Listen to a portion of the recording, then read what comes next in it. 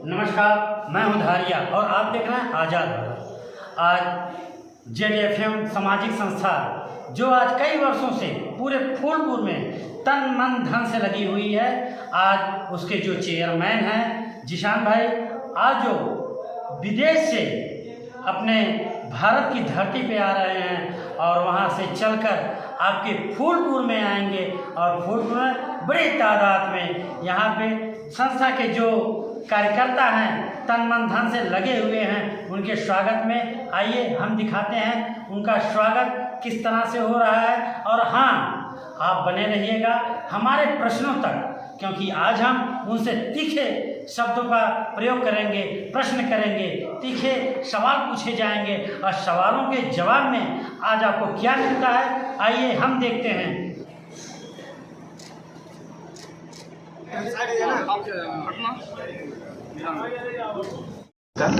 जो इसी फूलपुर तहसील का एक गाँव है। मैंने जब अपने पढ़ाई के दौरान जो चीज़ें देखी, लोगों के साथ भेदभाव, लोगों के साथ लोगों के हक और उनके साथ नाइंसाफ़ी, तो मेरे दिल में तब से ख्याल था कि एक ऐसा मंच बनाऊंगा जहाँ पे हर एक को इंसाफ, हर एक को आदमी और हर एक को बराबरी का हक दिया जाएगा, जहाँ से उख़ुव्वत और इंसानियत का दर्स पढ़ाया जाएगा।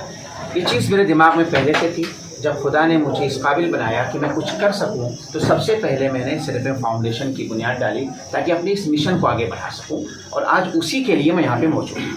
आपकी प्राइमरी शिक्षा कहाँ से हुई? प्राइमरी शिक्षा मेरी गांव का एक मकतब था, पूरा नूरम बैसा में, गाँव के ही पास में करीब 1 से 1.5 किलोमीटर के आसपास था, वहाँ से मेरी प्राइमरी शिक्षा। आप बहुत लोग आपको फोटो तो जरिए जानते हैं, फोटो हर जगह लगा है, क्या लक्ष्य है आपका करने के लिए? लक्ष्य मेरा सबसे पहले इंसानियत की खिदमत है, और उस इंसानियत की खिदमत के लिए रास्ते कुछ भी हो सकते हैं। आजम में बहुत सारे हस्तियाँ ऐसे काम कर रहे हैं आप जैसे। बिल्कुल, और उन सब से आगे निकलने की मेरी कोशिश होगी, क्योंकि मेरा मानना है कि जो कर सको करके जाओ। कौन से रास्ते को आप चुनना चाह रहे हैं? रास्ते कहा जाता है कि समाज सेवा करना चाह रहे हैं तो उसके लिए ज़रूरी है कि आपके पास सोर्सेज हो, आपके पास पावर हो, और अगर पॉलिटिकल पावर आपके पास नहीं है तो आप सब कुछ होते हुए भी ज़ीरो हो जाते हैं। आप चाह करके भी किसी के साथ इंसाफ करने के लायक नहीं होते हैं। सब कुछ कोई मायने नहीं रखता जब सामने वाला किसी सियासी ताकत को, किसी सियासी सोर्स को इस्तेमाल कर बैठता है। ये पॉलिटिकल पावर आपको कहाँ से मिल रही है इस समय? पॉलिटिकल पावर मेरे पास फ़िलहाल नहीं है, लेकिन अगर ज़रूरत पड़ती है तो फिर मैं पर्सनली पॉलिटिकल पावर की तरफ भी कदम बढ़ाऊँ। सत्ता की चाबी लेना चाहते हैं आप? सत्ता की चाबी नहीं, समाज सेवा के लिए हर उस रास्ते को चुनना जो ज़रूरी है। आप इसे सत्ता की चाबी नहीं कह सकते, यही फ़र्क है मेरी सोच। सत्ता की चाबी से हर जगह लग रही है जो आपने कहा अभी। हाँ, बिल्कुल कह सकते हैं। सत्ता की चाबी, समाज सेवा बिना सत्ता के रास्ते के नहीं हो सकती है। हकीकत है, आप कुछ भी कहें, अगर कोई सियासत को, पॉलिटिक्स को गलत नज़रों से देखता है तो शायद उसको फिर से सोचना पड़ेगा। सियासत में बुराई नहीं, सियासत के अंदर आए हुए लोगों में बुराई भर चुकी है जो सियासत को गलत कर चुके हैं।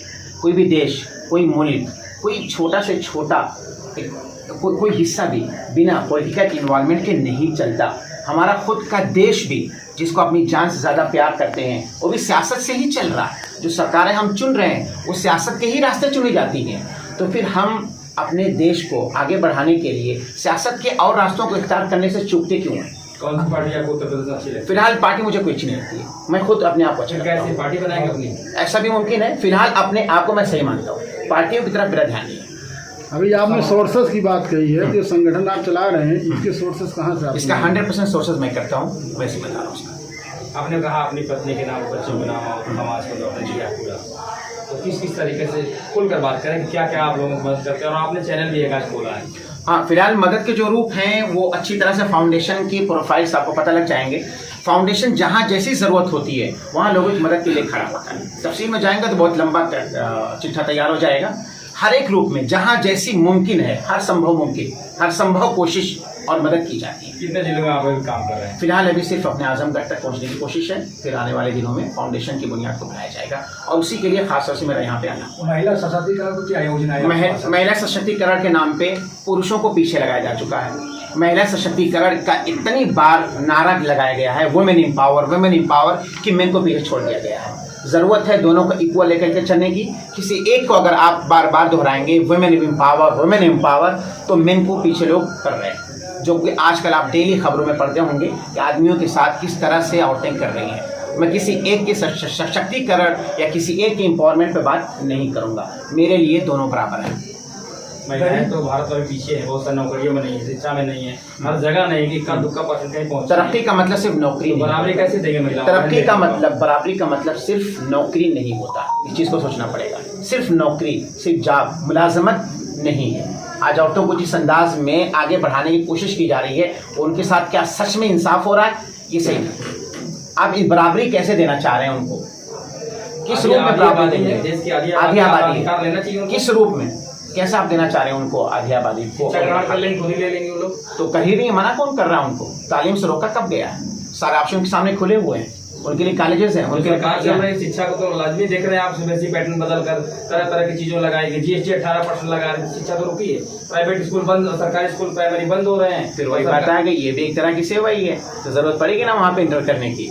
आप कहाँ तक सेवा करेंगे? जहाँ तक टाटा या भारत के बड़े बड़े लोग जिसे संस्था काम, मैं ये नहीं मानता कि टाटा और बिरला और फलाने जो करके गए वो हम नहीं कर सकते।